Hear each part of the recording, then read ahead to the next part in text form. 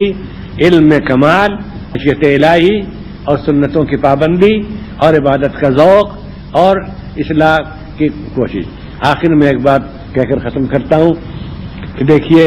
اس وقت ہندوستان میں ایک ایسا دور آیا ہے جو ہمارے علم میں اس سے پہلے کبھی نہیں آیا۔ دور اکبری کو کسی قدر مشابہت ہے، لیکن دور اکبری بھی اس درجے میں خطرناک نہیں تھا یہ دور ہے جو اب چل رہا ہے۔ وہ یہ کہ اس وقت اکثریت نے یہ طے کر لیا ہے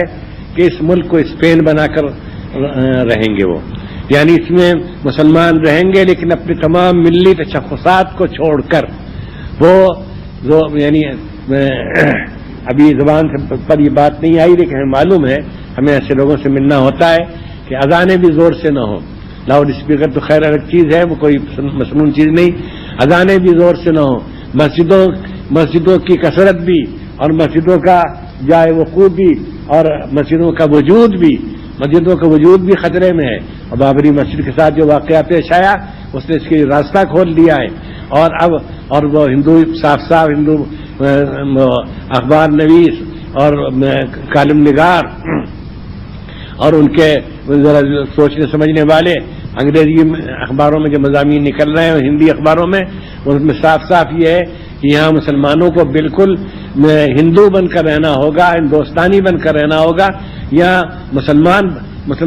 بن کر رہنے کی گنجائش اب نہیں ہوگی۔ وہ لباس میں، صورت شکل میں اور زبان میں اور رسم الخط میں اور تہذیب میں، سب میں ان تمام امتیازی خصوصیات سے دستبردار ہو جائیں جن سے یہ معلوم ہوتا ہے اور دور سے کہ یہ مسلمان ہے، یہ کہا جائے کہ یہ مسلمان ہے۔ اس وقت سب سے بڑا اس فتنے کو روکنے کے لیے سب سے بڑی طاقت جو ہو سکتی ہے وہ علماء کی ہو سکتی ہے، وہ ہمارے فضلائے مدارس کی ہو سکتی ہے کہ وہ جہاں کے رہنے والے ہوں وہاں کی مسجدوں میں تقریر کریں، جمعے کے دن تقریر کریں، عیدین میں تقریر کریں، خوشیوں کے موقع پر تقریر کریں، نکاح وغیرہ کی مجلسوں میں تقریر کریں کہ ہم کو اپنے پورے ملی تشخص کے ساتھ اس ملک میں رہنا ہے، کسی ایک چیز کو نہیں چھوڑنا ہے۔ ہم اس کے لیے بھی تیار نہیں کہ ہمارا پائچہ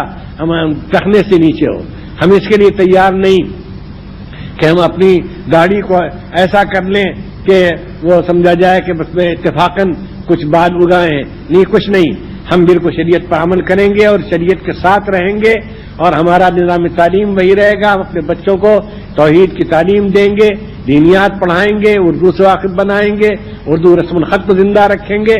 یہ سب سے بڑی ذمہ داری آپ پر عائد ہوتی ہے اور آپ ہی سب سے بہتر طریقے پر اس ذمہ داری کو ادا کر سکتے ہیں۔ اس لیے یہ بات بھی سن لیجئے اور دل پر لکھ لیجئے کہ اس وقت کا سب سے بڑا فتنہ جو ہے وہ ہے یہی متحدہ کلچر اور ملی تشخص سے دستبردار ہونا۔ اور افسوس کی بات یہ ہے کہ ہمارے دینی حلقے یا علمی حلقے کے بعض لوگ بھی جو قلم کا استعمال جانتے ہیں اور زبان سے بھی علمی زبان بات کر سکتے ہیں، وہ بھی اس کی دعوت دینے لگے ہیں کہ مسلمانوں کو کسی بات پہ اصرار نہیں کرنا چاہیے، اور پرسنل لا کے سلسلے میں جو اصرار کیا سپریم کورٹ کے فیصلے کے خلاف، یہ بھی ایک غلطی تھی مسلمانوں کی خامخواہ کے لیے۔ ہندوؤں میں ایک رد عمل پیدا ہوا اور وہ سمجھے کہ مسلمان بہت تنگ دل تنگ نظر ہیں، نہیں، صاف کہتے ہیں ہم یہاں اپنی پوری خصوصیات کے ساتھ رہیں گے اور اس کے ساتھ ہم امید رکھتے ہیں کہ اللہ تعالیٰ ہم کو اس ملک کی قیادت نصیب فرمائے گا۔ اس لیے کہ اس ملک کی آبادی کوئی عنصر اس نے اپنے کو اس قابل نہیں رکھا کہ وہ اس ملک کو بچائے خطرے سے۔ سب دولت پرست ہیں، مادہ پرست ہیں، نفس پرست ہیں، طاقت پرست ہیں، اقتدار پرست ہیں،